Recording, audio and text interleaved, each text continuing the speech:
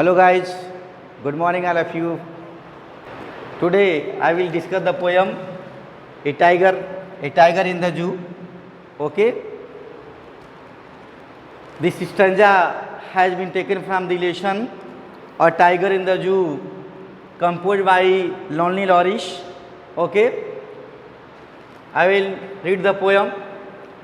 He stalked in the avid strip the few steps of the cage on pads of the velvet quiet in his quiet rage.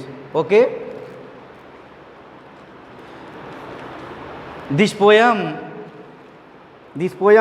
constates the tiger in the zoo with the tiger in its natural habitat. This poem moved from the zoo, jungle and the back again to the zoo. Read the poem silently once and say which the stanza speak about the tiger in the zoo and which once speak about the tiger in the zoo. Okay. Poet ये कहना चाहते हैं कि he stalk in the his vivid stripe. वाइविड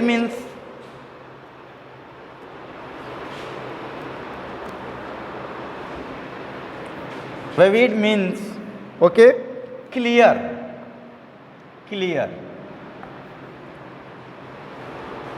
and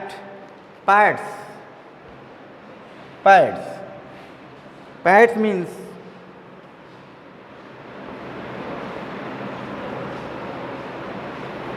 Cassian means he sticks in the his vivid strip the few step as his cage. इसमें tiger की बात बताई गई है. चिड़ियाघर में टाइगर किस प्रकार से अपने आप को फील करता है, कैसा महसूस करता है. राइटर्स ने इसके बारे में बताया है कि ही स्टेप ही वाइवेड, जब वो अपने पाँव को धीरे धीरे चुपके से रखता है. A few step of his cage, पिंजड़े के अंदर जब वो अपने पाँव को धीरे धीरे चुपके से जब वो रखता है, स्पष्ट रूप से रखता है. On pads of the velvet quite, उसका पाँव बिल्कुल जो है मखमली, वेलवेट क्वाइट मखमली गद्दीदार और चुपचाप पिंजरे में साफ दिखाई देता है, क्लियर दिखाई देता है. ओके. और सफ़ेद धारियों वाले के चुपचाप अपने पैरों को, अपने गुस्से को कंट्रोल करते हुए धीरे धीरे स्टेप को आगे बढ़ाता है और धीरे धीरे चलता है. The stalk in the his vivid stripe the few step of his cage on pads of the velvet quiet in his quiet rage. Okay. वह धीरे धीरे बिल्कुल साफ अपने गुस्से को कंट्रोल करते हुए रखता है. Okay. Now read the second paragraph.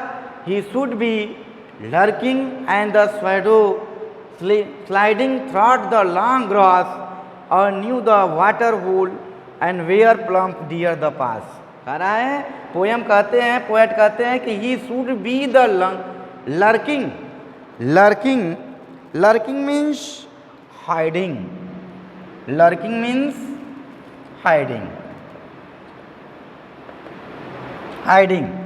He should lurking in the shadow, वह अपनी परछाओं को सरकते हुए धीरे धीरे sliding through the long grass, लंबी लंबी घासों में धीरे धीरे वो अपने पैर को बढ़ाता है. नियर द वाटर होल, जहाँ पे पानी पास में होता है. वेयर प्लम द डियर पास, और जो हिरन होते हैं वहाँ, जहाँ से हिरन धीरे धीरे गुजरते हैं. कह रहा है कि उस अंधेरे में छिपा होना चाहिए, पानी के सुराग के पास लंबी घास में फिसलते हुए जहाँ मोटे हिरन गुजरते हैं. ओके. जहाँ पे मोटे चितकबरे हिरन जो है पास होकर के धीरे धीरे गुजरते हैं. Okay. Now we read the third paragraph. He should be the snarling around the houses at the jungles is wearing the white fangs in the claws and tossing of the valves. Okay. Snarling. Snarling means making warming sound. Making warming sound. Okay? Making warming sound. Wearing sharping. Wearing means sharping.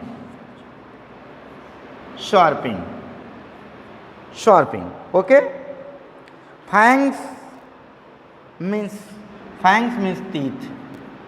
teeth. Okay? And fearsing, making fearful. Making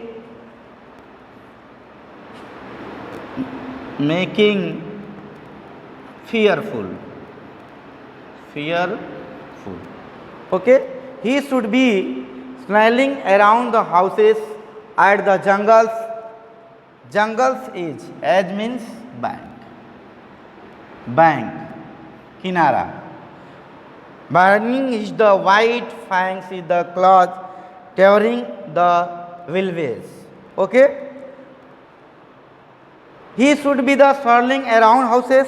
उसे जंगल के किनारे बसे हुए जंगल के किनारे बसे हुए बैरिंग इज द वाइट फैंग, जो सफ़ेद प्रकार की घासें हैं, जो सफ़ेद प्रकार के घर हैं, उसे वह अपने wearing is the white fangs is the claws tiring is the velvet, अपने दांतों में दबा करके धीरे धीरे अपने शिकार की तरफ वह बढ़ता है, आगे जाता है। ठीक है? उसे जंगल के किनारे बसे हुए सफ़ेद डंक वाले पंजों को दिखाते हुए गांव को आतंकित करते हुए, भयभीत करते हुए आगे के तरफ वह बढ़ता है।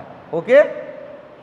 यानी इसमें राइटर्स ने बताया कि किस तरह से वह टाइगर शिकार करता है, पकड़ता है, कैचिंग करता है, और ग्राम सभा के लोग किस तरह से उसे आतंकित होते हैं, भयभीत होते हैं, डरते हैं।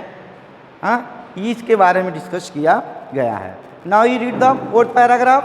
But he locked in the concrete cell his strength behind the bars और starting the length of his cage and ignoring the vibrations. परंतु वह कंक्रीट कोठरी में बंद है, उसकी ताकत सलाखों के पीछे है। बिहाइंड बार्स मीन्स सलाखों के पीछे हैं। Stalking the length of his cage, वह उसको देखने वालों को अनदेखा करते हुए पिंजरे की लंबाई तक चलता है, okay? But he locked in the concrete cell his strength behind the bars, वह कंक्रीट कोठरी में बंद है, उसकी ताकत सलाखों के पीछे है। हिज स्ट्रेंथ बिहाइंड बार और stalking the length of his cage, वह उसको देखने वाले को अनदेखा करता है और केज और इग्नोरिंग विजिटर्स, और पिंजरे की लंबाई तक चलता रहता है, उड़ता रहता है। Now I read the 4th paragraph.